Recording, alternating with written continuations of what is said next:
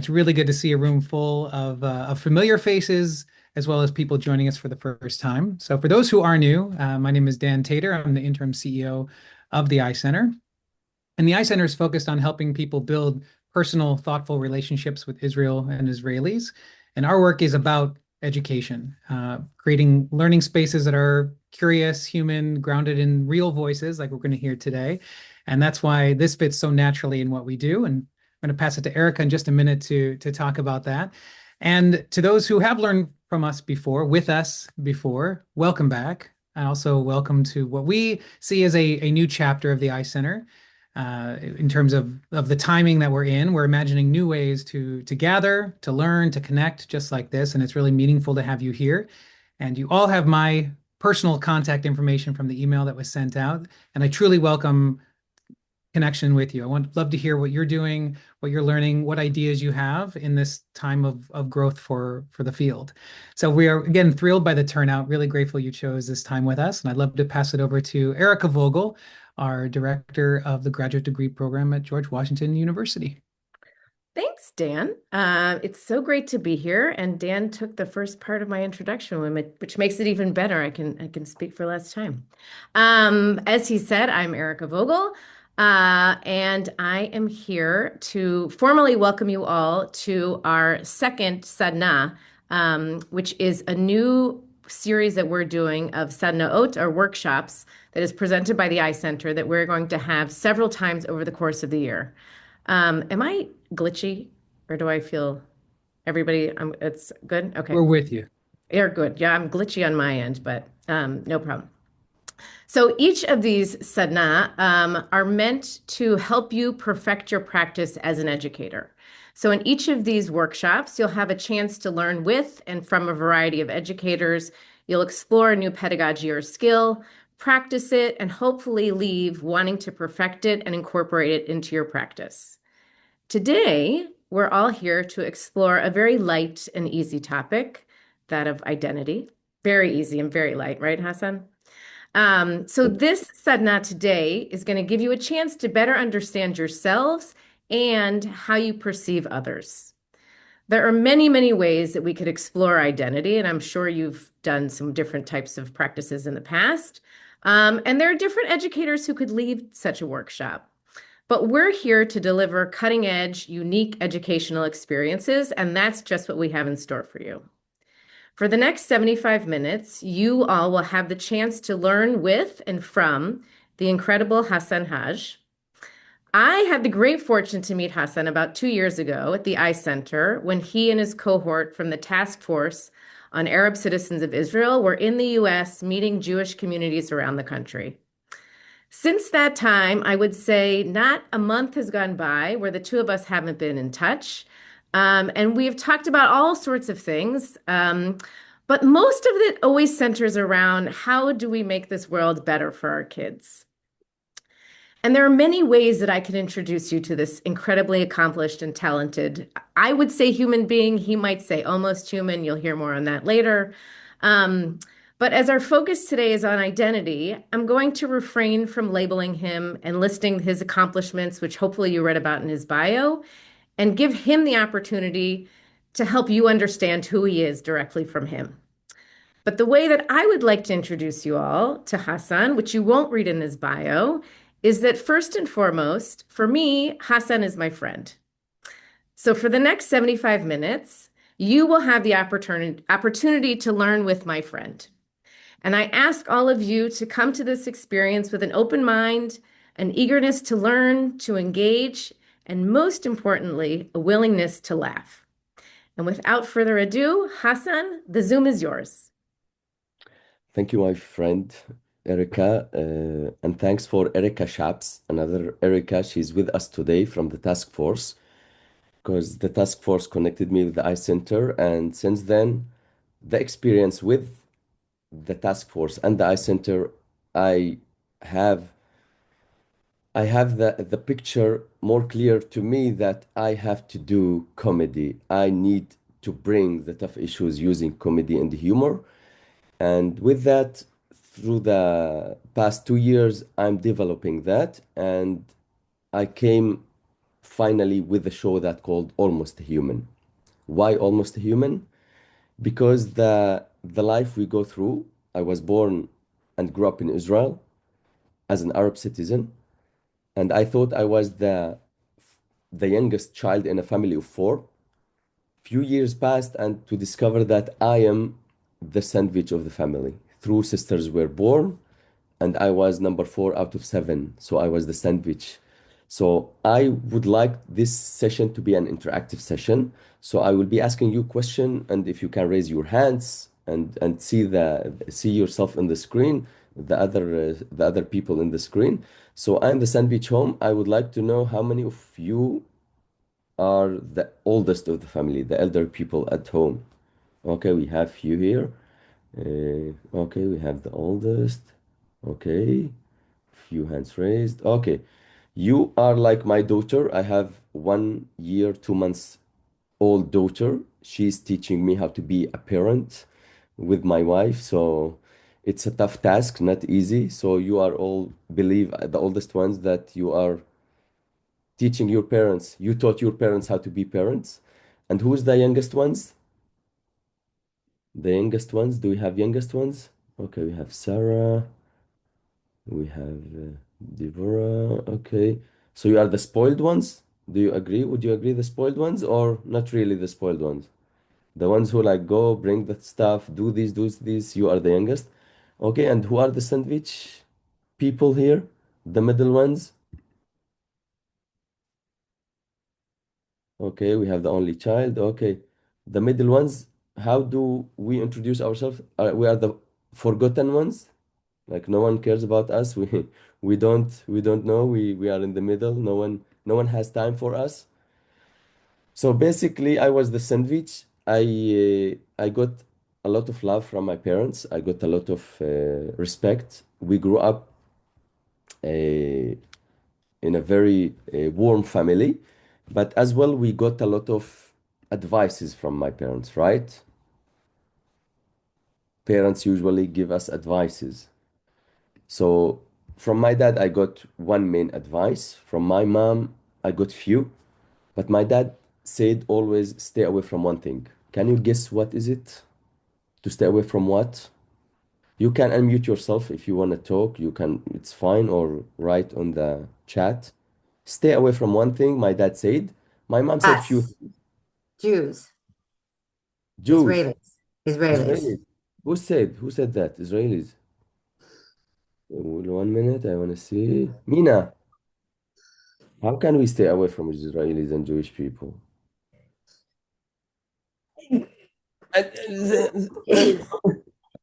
We can't because No, we have to work with them. Like this is the point. Many people would say the first thing is Jewish people, Israelis. I'm like, how can we? We I never heard from that from my dad because we need to study with them. We need to work with them. We need to live together. So I never heard that from my dad, to be honest. Stay away from Jewish people. So my dad said, stay away from one thing, not from Jewish. Don't do drugs. This is my mom said, I would say. Drugs and girls, this is my mom said. Drugs, girls, stay away from them. And then another thing, agreed. No, trouble. Okay, trouble. What is trouble in Israel? Guys, one thing that in Israel it's affecting everything. To stay away from what? More guesses? No? Open From water. Rel Strangers. religion, maybe? Religion. We are a religious Muslim family. Okay, okay. Religious what? Cigarettes, my mom said. Who said politics? Shara. Strangers. This is, I think, for Arabs and Jewish to stay away from strangers. But I would go with Sarah, with Shara. Sorry. My dad stay away from politics. In Israel, stay away from politics. But as a kid, whatever your dad said, that's it. It's holy. You just follow. You don't ask questions. And with my dad, he was a tough dad, so I couldn't ask questions. But I didn't understand either what does it mean politics. Anyone can explain, define for me politics? Any definition, clear one of politics? The art of bullshit. Good one. The art of bullshit. Chicago Burbs. Okay. So I didn't understand what does it mean politics as a kid. Until today, I struggle to have it, to understand what does it mean. But slowly, slowly, I discovered that everything in Israel is touched with politics. The year was 2006. I was in stay away from this agreement, danger. Yeah, that too. Um, my mom, the year was 2006, was the second war with Lebanon. At the university time, we had protests at university. So I called my dad, like, Dad, protests, university, war, against war, this is politics, right? He's like, yeah, right, stay away from politics. And I tried most of the time to stay away from politics, but the moment someone asked you your name, it shouldn't be a tough question, right? It shouldn't be an issue. What's your name? And the moment I say Hasan Haj, they get surprised. Like, really? Hasan Haj? You are a Muslim? I'm like, yeah. He's like, and you are an Arab? I'm like, yes. And like, why? It's like, and they start talking. You are an Arab, you are not an Jewish, you are, I'm like, so even my name is politics, gets you into politics just to say your name. So the second time they asked me my name, I'm like, I'm not answering that. It's like, what's your name? I'm like, I'm not answering that. It's like, why? It's like, I don't talk politics. That's it. You have French accent. From where? Good question. We will get to that too. The French accent. So slowly, slowly, I understood that politics is everywhere. Even your name is politics. So I decided to leave the Holy Land, to leave Israel, and land into another country for work. I got a job offer from Thomson Reuters, the news agency, in Cyprus. So I left the Israeli-Palestinian conflict. I landed into the Turkish-Greek conflict. And Hassan can qualify to be a Turkish guy in the Greek side. And then people will be like, Hassan, you are Turkish. I'm like, no. He's like, where are you from? I'm from the Holy Land, Haifa, Israel. Israel, but you are not Jewish. I'm like, no. So you are an Arab? I'm like, yes. Israeli, almost Israeli. So you are Palestinian? I'm like, almost Palestinian. So you don't fight with each other? I'm like, they do sometimes. This was before 7th of October and what's happened. And then they ask you, are you a spy? Like, how could you answer this question? Am I a spy? Can I say that I'm a spy?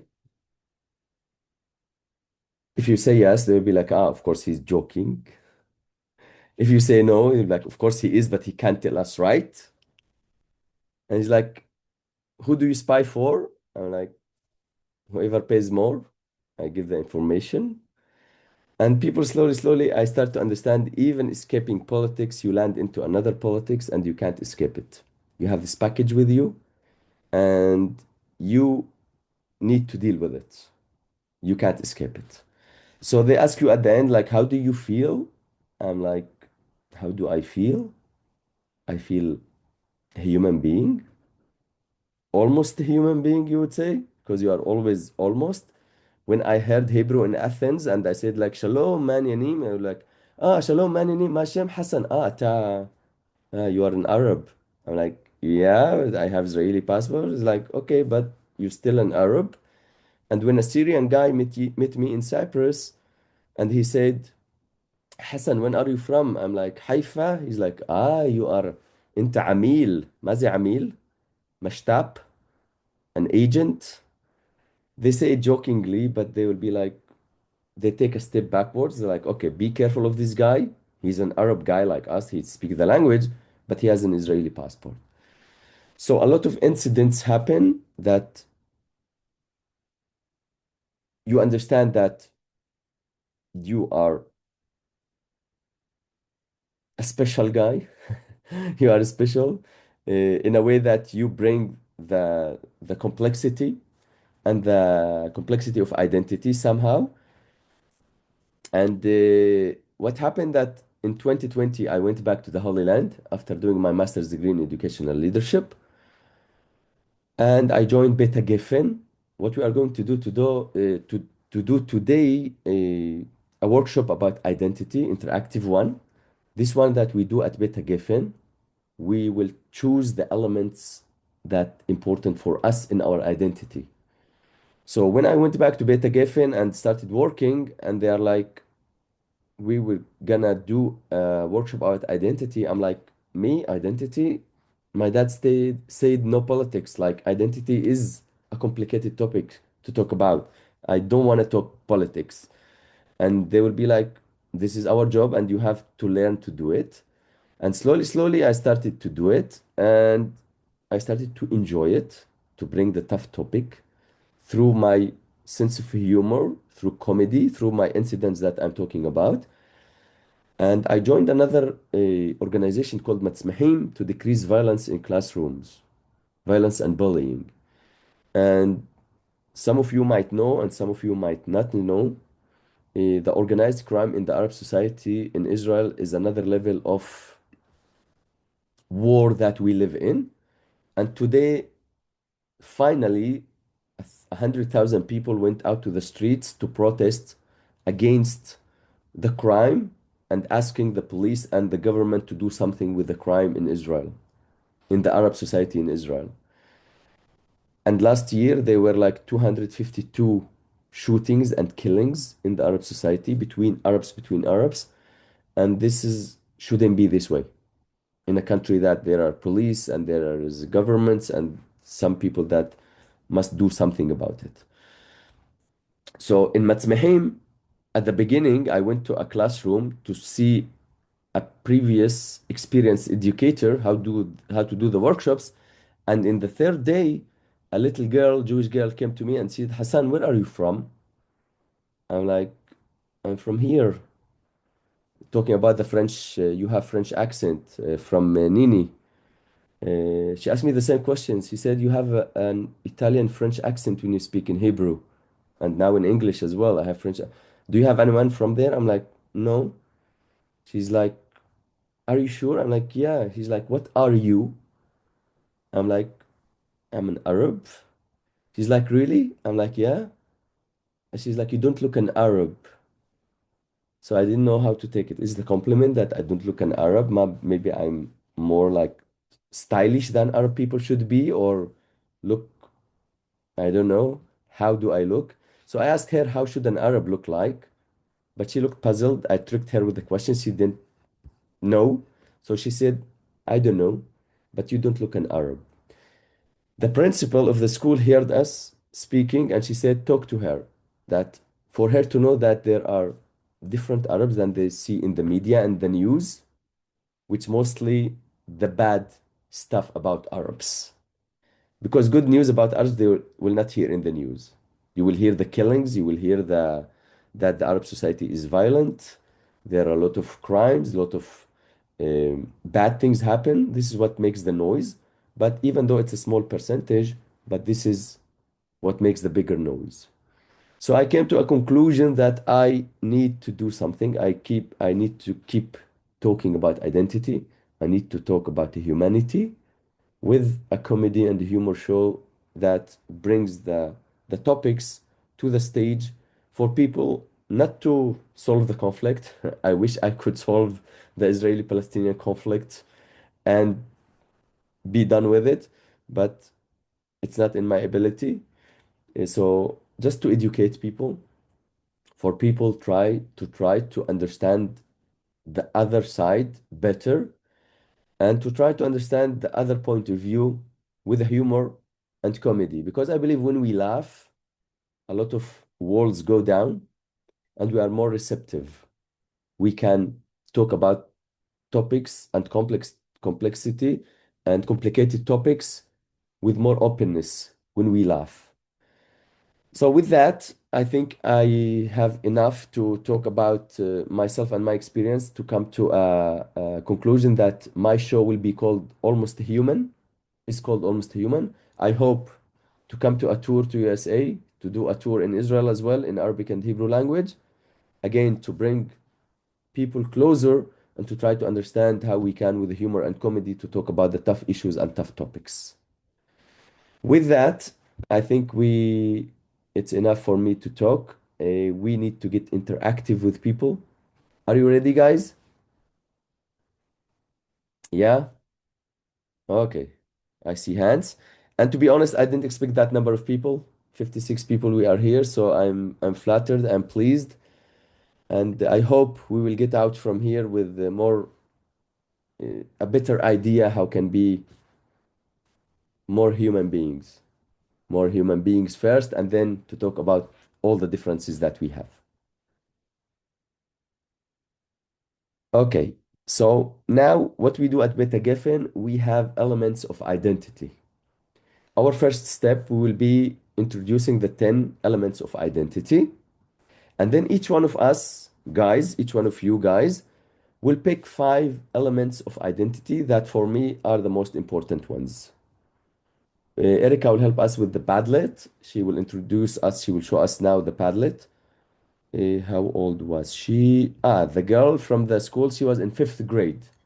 It was 2021, and she was in the 5th grade. Today she's like, might be 5 years older. But yeah, I wanted to know exactly how a 5th grade girl thinks of an Arab guy. How does it look like in her head? But I didn't get the answer. Okay, the Oh, Padlet. the Padlet. Yes. Can you Okay. see the Padlet, guys? So you see the Padlet, and there's a link in the chat for you to open the Padlet so that you can actually interact with it. And just technically, the way that the Padlet works is you'll see that it says so all the elements of identity are here on your left with these wonderful little images. They're also listed on the top. When Hasan gives us the cue, what you'll do is click on where it says where the plus sign is, and you'll add your 5 elements. So, I'm just making this as an example now. Oh, no, hold on. So you'll be able to list your 5 things.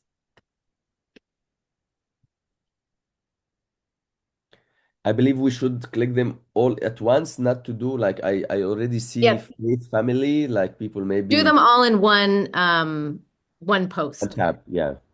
So see how I put Loading faith family 4, role 3. and you can edit once you do, you can edit and put 5. Okay, guys, what we have here, we do have clothing, we have faith, we have family role, we have food, we have gender, we have hobby, we have language, we have music, and we have occupation and place of birth. So each one of us will think with himself, with herself, what's the 5 elements of identity that for me are the most important ones. Okay, do we have chat? Should we put our names? To put the names, I think maybe it will help us and help you to choose. Uh, I think it's up to people. If you want to add your name, yeah, please do. And if you don't, then you you don't don't, have. it's fine. What we do after we all pick 5, we will choose 3 people each time to explain to us what does it mean, because each element of this means different things to different people. So it's important for us to have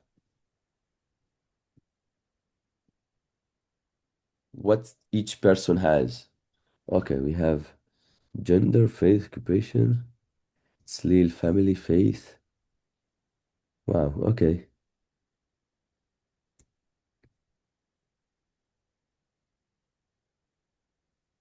Place of birth, family, gender, food, music. Nadia, faith, gender.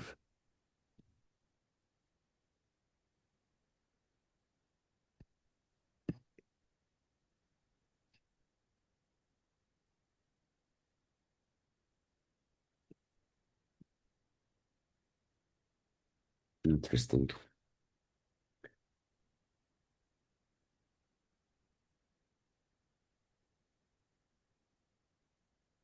Language, place, date of birth, occupation, music, faith.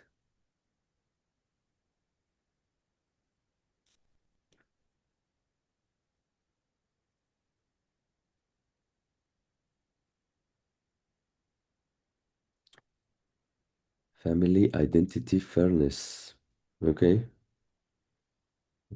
Community, values, family, where you live, likes, dislikes.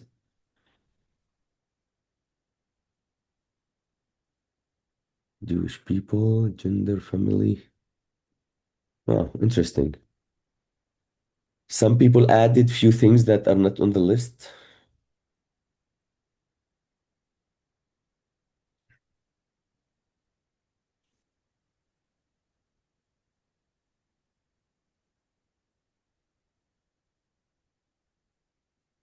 Education.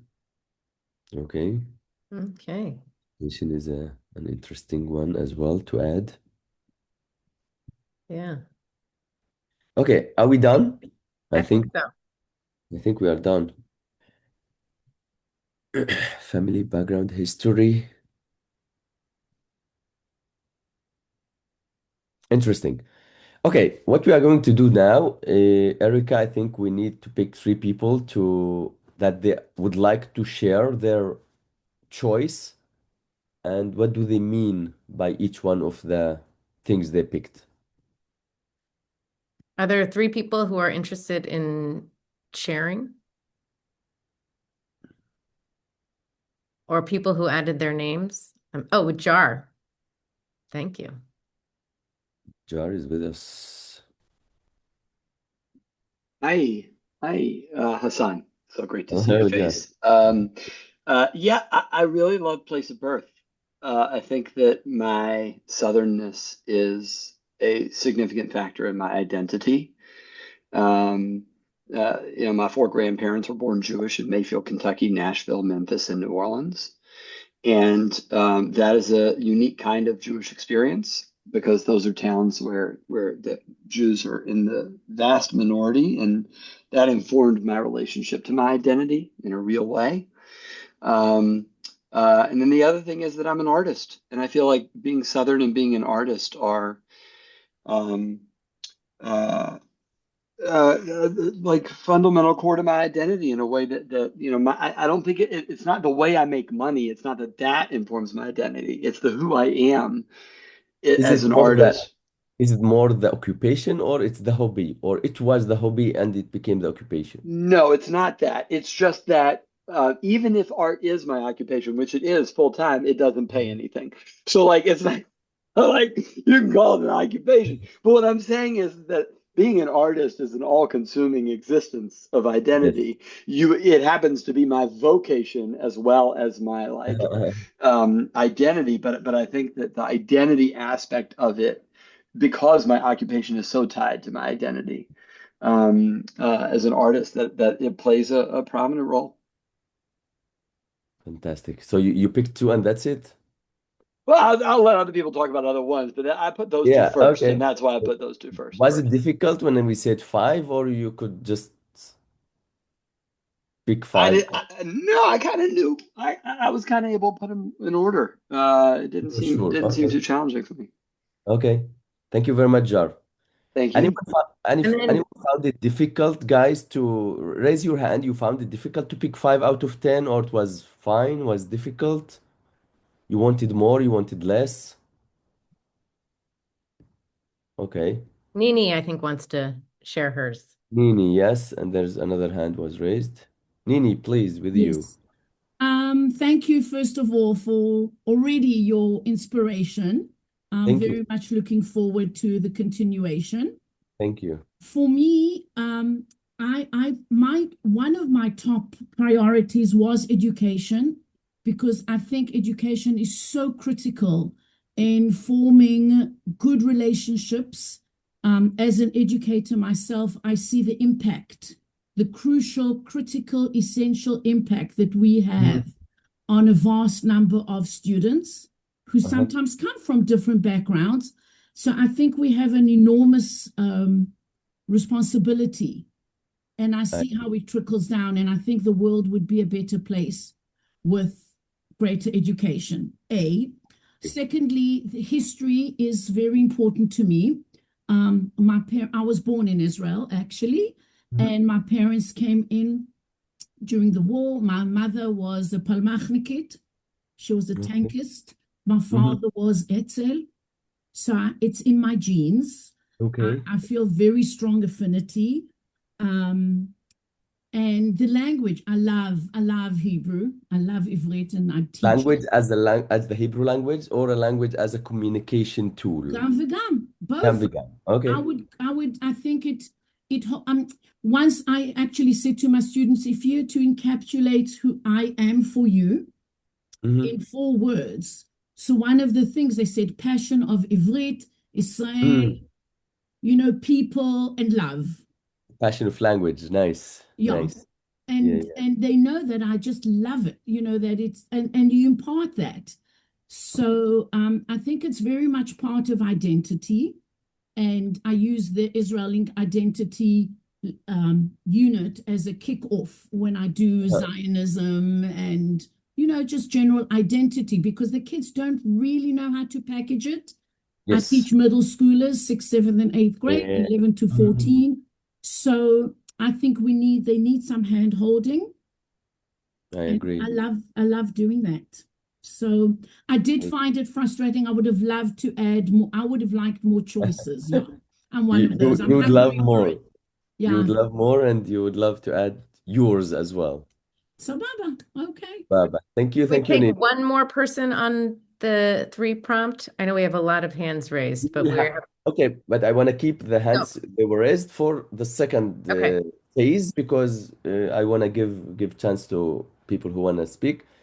Uh, Nomi and Dali, who wanna? Thank you. Um, so first, a little bit about the process. I felt like the first 3 or 4 were easy to choose. Okay. And once I got past those kind of maybe what I consider pillars of identity for me, um, Mm-hmm. I could have made a case for almost all of the rest of them and just kind Okay. of randomly chose. Um, so my top one that I put was family. Um, I I just feel like this is my anchor in life, Mm. and core to who I am. And then I put both faith and occupation. They're linked. I'm a rabbi, so and I chose to become a rabbi in what I hope is midlife. Um, so it is sort of an evolving part of my identity, and that felt really important to me to acknowledge not only that that's a core part of me, but that our identities evolve over time. And if you had asked me 20 years ago, I probably would have put neither faith nor occupation Oh, wow. as Okay. part of my Mhm. core identity markers.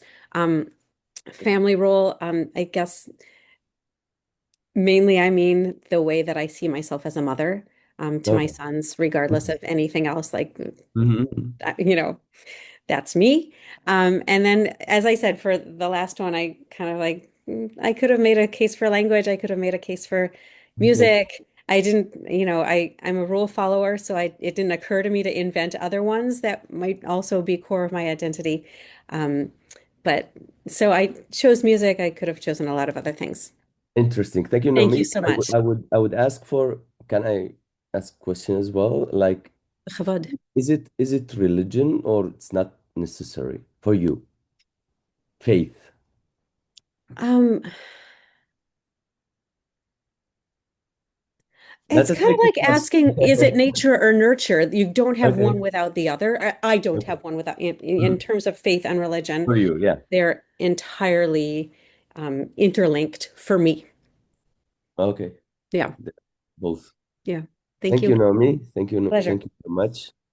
Okay, we have, I think, Becca, she's here. She mentioned something. Okay. We brought her We up are to speed. Okay.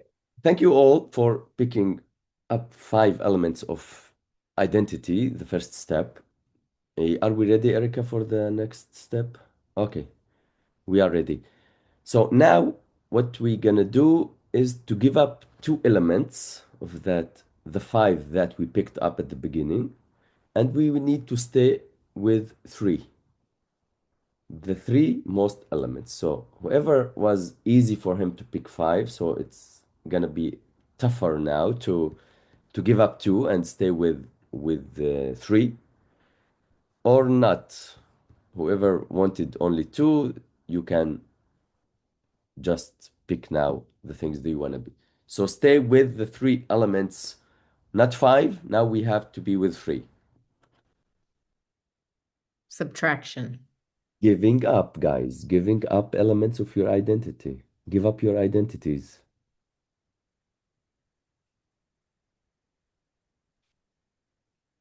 Okay, family, faith, occupation, language, music, food, gender, faith, occupation. Erica Shaps. Thank you, Erica. Hi, Erica. Thank you for being here. Gender, faith, place of birth.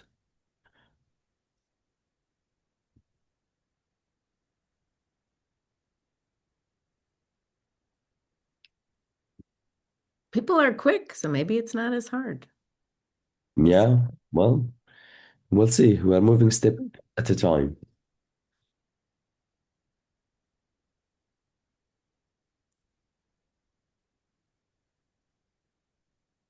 While you choose one thing that Naomi mentioned about time, like things would change with the years. She mentioned like 20 years ago, she wouldn't choose these things. And maybe a few years from now, we wouldn't choose the same elements. And if we do it with youth people, they will choose different elements of identity. So the time is important. That is a huge question, thought-provoking. Good. I'm happy, Nini, that it's it's provoking, and this is the way we want to do learning and education. I believe education should be a provoking, thought-provoking, and asking good questions. It looks like it's slowing down, so we could probably want to have some people speak. I know Tali had her hand raised and then put her hand down, so I don't know if Tali wanted to mention something, but I see Nadia has her hand raised. Okay, so are we good to go for the top three? Maybe we can have Tali, Nadia again, and another one that will share with us. You can share with us the top three that you picked and what you gave up, and how was giving up two elements? How was it for you? It's like, okay, I'm easy, or it's like, it was tough. And we have Amit. Okay, Tali, it's yours. So first of all, thank you so much for leading this workshop with us. Yeah. It's really great to actually think about it. So I just want to respond. I think going from 10 to 5 was a bit easier for me because there were certain ones in there that I was like certain didn't resonate, but then going from 5 to 3 was a bit harder. Okay. And something that I kind of realized about myself as I was doing this is that faith for me is something that I put as one of my top 3. I put faith. What did I put? Faith, occupation, Yes. and language. And so occupation is like deeply tied with my identity because I'm a Jewish nonprofit professional and educator, so it's very much tied with my identity. And language, as you kind of communicated earlier, it's like it's how we communicate, it's how we speak, it's how we represent ourselves. But I think what has really changed for me, and Erica kind of brought this up in the comments, is I think faith became a very central part of my identity after October 7th. I've always been a proud Jew, a proud Israeli. Like that's something that's always that has been carried with me. But I don't think I realized how central it was to my identity until I felt that I was living through for the first time. Like, there have been wars, there's been conflict, but for me, October 7th was such a shattering of my perception of the world and especially the international community. And the rise of anti-Semitism that I knew existed, but did not think it existed so much in the mainstream anymore. And so that for me, like post October 7th, like I wear a Star of David. That was something I never did before. Yeah, this is the point that things changed, switched, or did something. It's interesting you talked about language as well. As an Arab citizen of Israel, the language became also in Israel after the 7th of October, it's a bit scary because Jewish people hearing the Arab language, the Arabic language, is be like, okay, what are they talking? Like they look at you like it's you, you are talking the language and things. But I agree with you that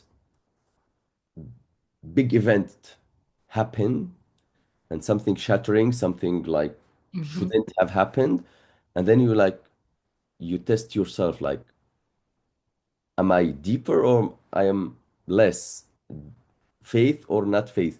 So thank you, Taylor, for And I sharing. just say to that, I just want to Yes. point out Yeah. what you said about speaking Arabic in Israel.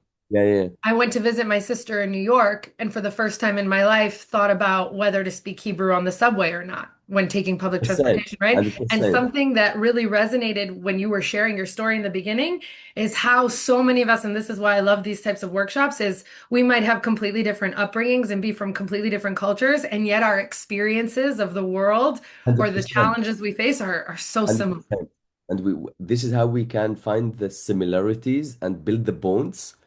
And 100% what you said, like as you cannot speak Arabic here after the 7th of October, and when I was in Cyprus, when Israelis and Arab people around you, they ask you, where are you from? And you will be like, what should I say now? Like, as you mentioned, like you don't say Israel in out loud now in the world. And then suddenly like, okay, Israelis are here, Palestinians are here. I'm like, what should I say? I'm like, the Holy Land. You call it whatever you want to call it. It's like this is my reality. What should I do? And I totally understand that you need to be like you need to protect yourself somehow. And sometimes you need to pick the words that you say depends on the environment you are there. Thank you, Tali. Thank you very much for sharing. Next, I think Nadia. Nadia. Hi, Hassan. Thank you so much for coming. This is already amazing. I'm like 100% in. Thank you. Thank you. Thank you. Thank you, Nadia. Um, I just chose my top three. And faith, like so many others have said, is my predominant, identity. And Tali said it better than I could have, especially after October 7th. I don't need to say it all again, but 100%. And then I chose gender because I am a rabbi. I'm a rabbi. I'm a woman rabbi. Mhm. And often that is something that really defines, who I am. Um, and also, what did I say? Yeah, so occupation is like who I am really and what I do. I'm an educator and it's something I love to do more than anything. And then, I felt a little bit guilty, Jewish guilt, that I left out family because I do have a wonderful family. I really do. But I definitely felt a little bit guilty, like Yeah, leaving them okay. out of my top three. Sometimes to feel these feelings about leaving family, yeah, I can resonate with that because I left my family for 8 years to Cyprus, and they were like, "You don't like us anymore. You're just leaving us." Like, oh. I leave my And now, family for 3 days and they ask me yeah, that. 3 days, yeah. Family, as they say, it family. You can't with them, you can't without them. So this is the family. This is the family. Thank you, Nadia, very much for sharing. Thank you, Nadia. We have Amit and Mina. Uh, Yeah. I Yes, think do you Amit hear will go me? now, and Mina we will hear you at the next stage as well. We will have one more stage, one more step, and Amit, we are with you. Hey, do you hear me well? Yes, I All do. right. So good to see you all. Thank you very much. Basically, I chose the three things that really resonate with me when I think about my personal identity. Which first of all is the music because it's from my home, and ever since I'm young kid, I am play instrument and always with headphones and So, are you just listening to us now or music? what? Are you listening to us now or you have music now? To you now. Ah, okay. The We are music is music here all already. the time. Like, okay, cool. Uh, yeah, but I do love to play music and when Which music do when you the listen to? hard rock, heavy metal, but I listen to everything. Like if Okay. something catch my interest, in high school I used to play classical music. I love everything Something that like Arabic? a bit A bit, something. okay. I love rap in Arabic actually. There Okay, is a cool. cool guy in Israel that did it. Oh, wow. Uh, Okay. as you can see from my name and from my accent, I'm not from the States, but I moved to the States now for Jewish agency Shlichut. So Mm-hmm. the other two kind of things are more related to me as an adult and not necessarily my entire life, which my occupation as I'm sorry I forgot the name of the one that spoke before me, but I'm sure that most of you say that as well, or feeling like that all of us are in some way education people. And Nadia. this is my, yeah, Nadia, thank you. And this is one of my favorite thing in the world, and I love to teach and I love to be in interaction with like, if it's teenager or now I work with students, and I think my occupation is giving my life meaning, moreover than just to live or do something that I found very important. Wow, okay. Interesting. And the language is super important to me because I'm an Israeli who's for the first time moved out to another country to live over there. Yeah, More than I love language because I think it's a package of everything that I love at home that I can take my home wherever I go. I yeah, think more than the culture that's around inside the language, also like the jokes and I very love puns and like stuff like this. So I mess a lot around with the language, but I do yeah, think yeah, especially when I'm in foreign place, that the language is the thing that take me back home and help me yeah. to connect people over here. Well, thank you, Amit. Thank you for sharing. I do believe language connects people, and you can, as myself as well as Amit said, I was first time in Cyprus. I spoke English as a third language, first Arabic, second Hebrew, and then you have different confidence when you speak with each language. You can be full confident in Arabic, and then you change to Hebrew, it's the confidence is a bit less, and then in English you lose your confidence, like who is this guy speaking? Because like where did we lose him? Language has an important role in our confidence, and I do believe in education that the starting point for a change should start from education. There's no other place to start with. Thank you very much, Amit, for sharing. Okay, Erica, are we ready for the next step? We are And ready. then we'll hear Mina, right? Mina will hear you in the next step because we will still have time to hear you. Thank you very much. Ladies and gentlemen, the moment has come and you have to give up everything in your identity and you stay with only one element. Yeah, I see Nini saying, wow, yeah, exactly. Like, okay, we need to stay with the one most important thing for me in my identity. Mm. We started seeing faith and family. But yeah, guys, let's give up Faith, family, gender, in the gender, language. I mean, language, occupation. faith. Okay. Sleep. Okay, family role. Food. Food. Who's the foodie guy? Girl. Mm. Somebody couldn't choose. Yeah. Okay. Hard to choose. Let's see.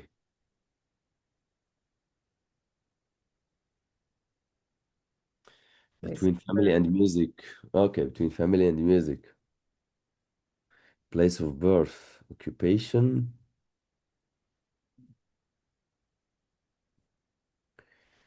كناجد كلام faith. Okay. Family.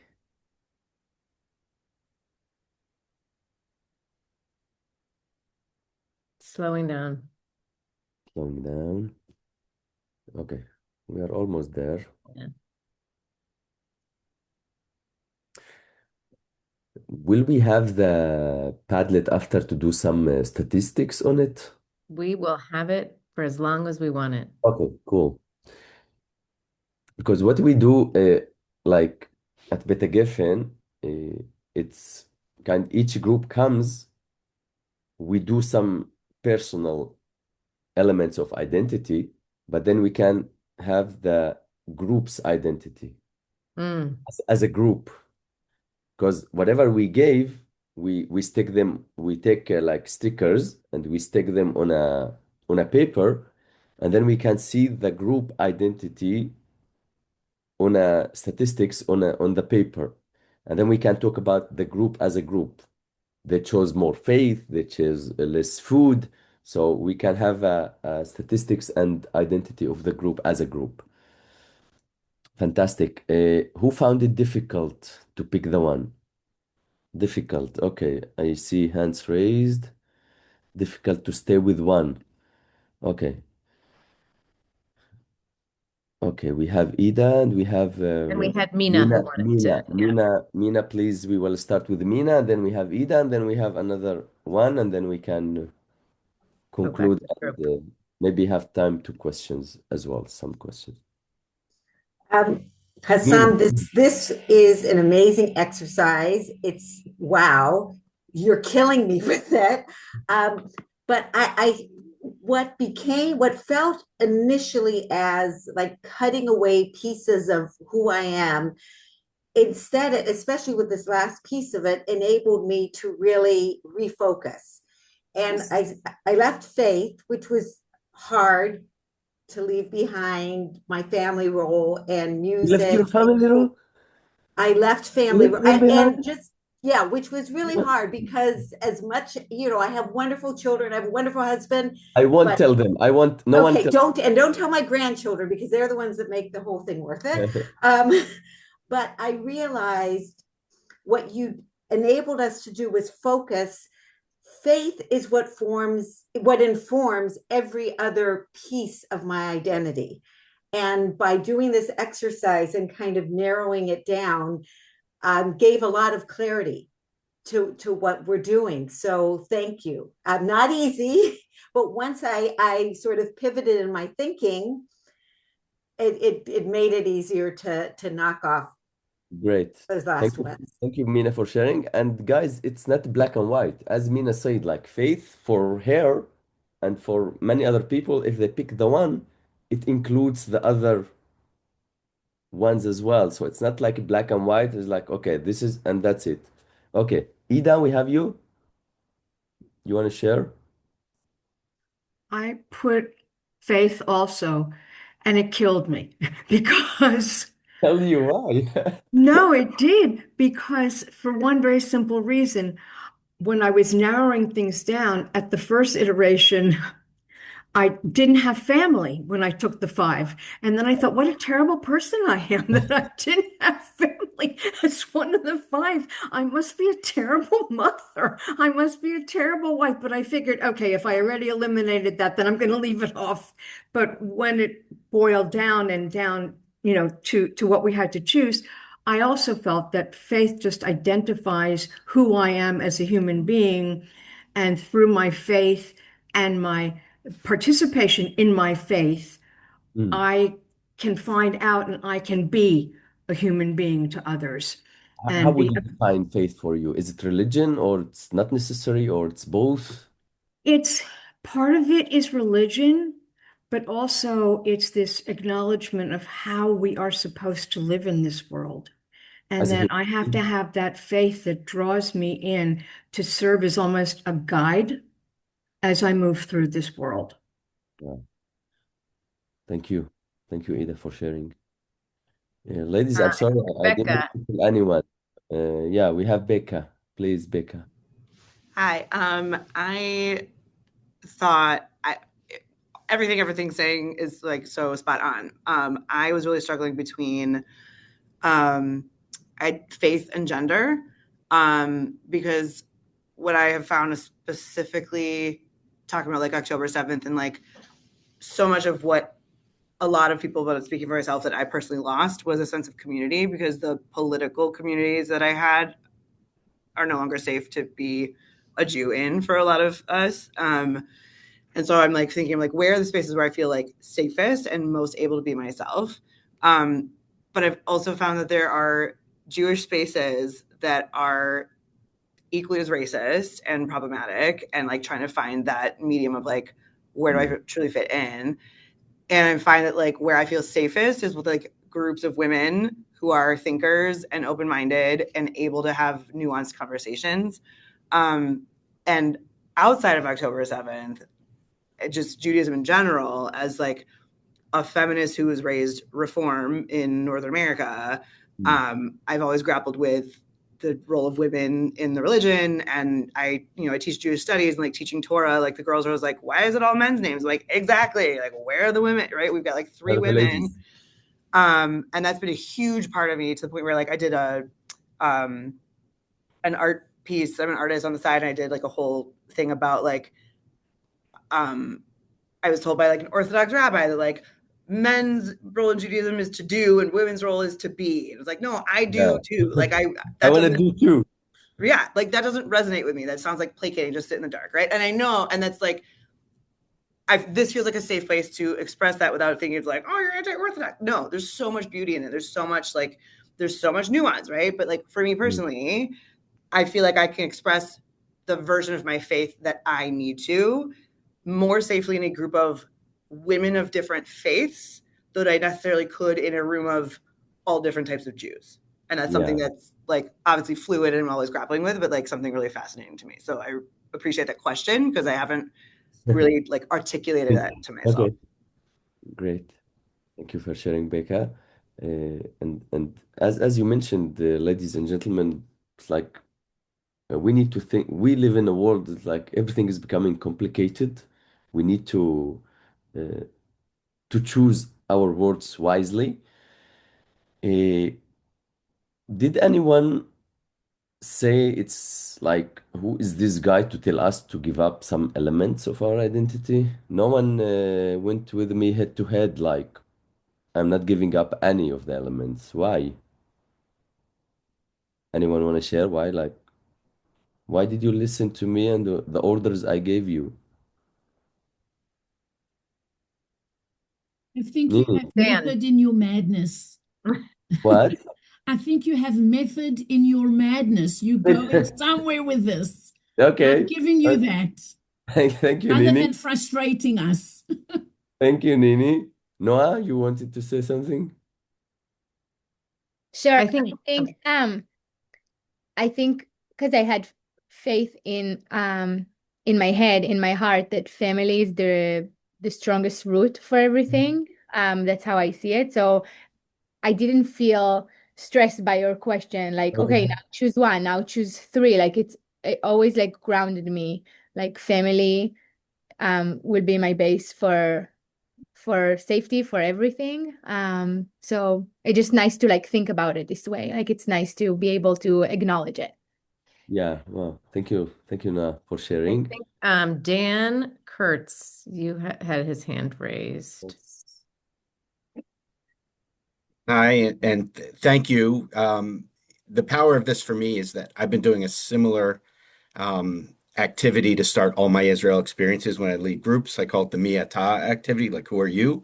And I challenge them to list 5 identities, Yeah. names, family, whatever. And I see it as my role as an educator, an Israel educator, and a Jewish educator, to see if I can influence the order in which they rank their identities through the experience. So we do it at the beginning and we do it at the end. And then I ask them to compare the order they put things. So, I talk about at Maccabi, we bring, hundreds, 1,300 this time, American athletes who are Jewish. And my goal is to bring back, as many Jewish American athletes as I can in terms of how they see their identity influenced by the Are on a experience. mission. So it's really like paring it down is a nuance to something I've been doing and hadn't really thought about. It was more about what is my role as an educator when I plan an experience? How do I influence something very fluid as how they see and rank their identity? Wow. Thank you for sharing, Daniel. Thank you very much. Jay had his hand raised. Jay. Hello, Jay. Hi. Jay, here. I knew you were going to ask us to pick one when you asked us to pick three. And I couldn't choose. I put in the chat that, or on the document that Yeah. I didn't want to choose. And I've been thinking about it since I wrote it if I could, but no, I don't want to. Yeah. Thank you. Thank you, Jay, for saying that. Guys, we do this activity, this workshop at Beit HaGefen because at the end we don't want other people to reduce us to only one thing. We are more than just one element of identity. I have the package. I am not only one thing. Hasan Haj is a Muslim guy. Yalla. All I know about Muslims, stereotypes, things I will throw on him and be like, I will judge him, I will behave to him, I will behave towards him based on the things I know about him. But he's not only a Muslim guy. We talk about the iceberg. Usually people see the tip of the iceberg, and then they'll be like, okay, he's a Jewish guy. It means Israel. It means one, two, three. He's a Muslim guy. It means Muslims. It means one, two, three for in my head, and I want to put my stereotypes and throw everything on them. But we don't think about the Hassans in your life and we talked a bit about it, like in many places you don't feel comfortable to be. It's not a safe space. It's not a secure space to say your elements of identity out loud and say like, this is who I am, and I'm proud of that. I'm not going to apologize about any of that. But there is a lot of things happening in the world that you and us and me, we need to be careful what to say in front of who. And in many times we don't find the connections. We don't find the elements that we can communicate and we can connect and we can bond. Because for me, before anything, I'm a human being. Before being Hassan or a Palestinian or Israeli or an Arab in Israel or wherever. And many times I believe we fall in the definitions game. It's a definitions game. How you define this, how you define politics, how you define identity, how you define, and as Erica said, like I don't want to label Hassan at the beginning in many things, like, and said like I do believe we all as human beings we have a lot in common, and we can use education to make this world a better place. And this is a small practice, a small workshop that some of us focused more, some of us thought about like what do really important, what is it really important to me.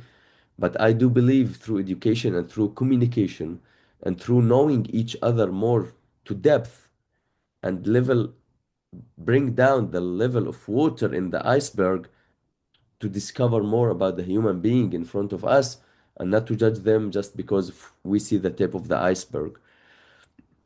Anyone want to share anything, guys? Because I believe we have like 8 minutes, right, Erica? I Yep. like to start with time, so let's see what they say. I was relieved, honestly, to get a break from thinking about it for a minute. Okay. Oh, I think that's in reference to why politics wasn't on the identity list. Yeah. Yeah. Well, like I came to understanding, especially in Israel, like everything's politics, as I said. Like even when you say your name, it's like it gets political, and you can't escape it. So I chose comedy and humor because I chose this space to bring, to talk, to bring the things that we believe, and to bring my identity through comedy and to try to make the world better place through education, educating people through comedy and humor. Hassan, Susan had an interesting question for you Yes, in the I chat. curious whether you ever share with one group Jewish, a group profile, another group, like. Maybe I can just ask it. Oh, great. Please. Hassan, I was just curious that whether you ever take, when you said like you like to look at the data afterwards and analyze sort of what a profile of a particular group looks like.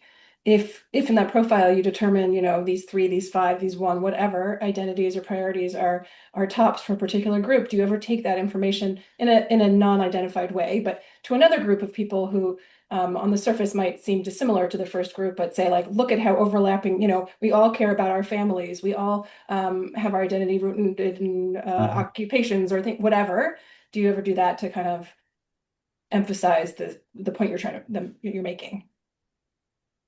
I missed that thing. Sorry. Like, do I choose what to say in front of who? This kind of like. Like, do you ever take what you've learned from one group Ah, and discuss with another group the fact that, hey, I just did this whole exercise with a I group that on the do. surface are so different to you, but look how overlapping you are in your Actually, identity. yes. I actually, every group comes, I take few things, and then I talk to other groups about it, like how Yeah. identity, like for a youth group, they mostly use hobby, choose hobby or music or something, and then another youth group, they choose a different things. So it is about the groups themselves, the individuals, how deep they think, what's important to them. And again, we have educators at Beit HaGefen, we have Jewish people, we have mixed Jewish and Arabs people, and all the time we have these things that I take from one group and I share with other groups that we can have similarities, we can have differences, Yeah, and that's great. I think and it's a this, terrific approach to show this yeah, like yeah. humanity. This is how we do it. Actually, we had one group from the USA that they all used the hobby. They chose hobby, most of them. And what was the hobby? Shooting, shooting. Like they liked shooting as a hobby. And I'm Okay. like, this is our new. This is in the Arab society. This is our newest job for the youth. They like to take shooting, and this is the crime, the organized crime. They Right. are like, it's a new job for the youth, the young people, the young guys, that it's an easy money. It's like you can go and shoot to some houses, and it's crazy how some people's hobby is like some people's like, but you need to take things in context. This is one thing, and another thing that I say, context is very important to take things into context and not to generalize all the Arabs, all the Jewish, all the Palestinians, all the Israelis. Like it's not all. There's always, as I don't represent the Arab society in Israel, there's like I represent myself and only myself. But this is what we do. Yes, thank you, Susan, for the question, and we do that. If there are no other questions, Hassan, oh, Erica. Erica, yes, Yeah. Erica, we want to hear from you, Erica. Hi, say hi, hello. Hi, I don't want to take up space. I'm not that interesting, but I work at the task force You that do. helped connect Hassan to iCenter, as we mentioned, and love working together.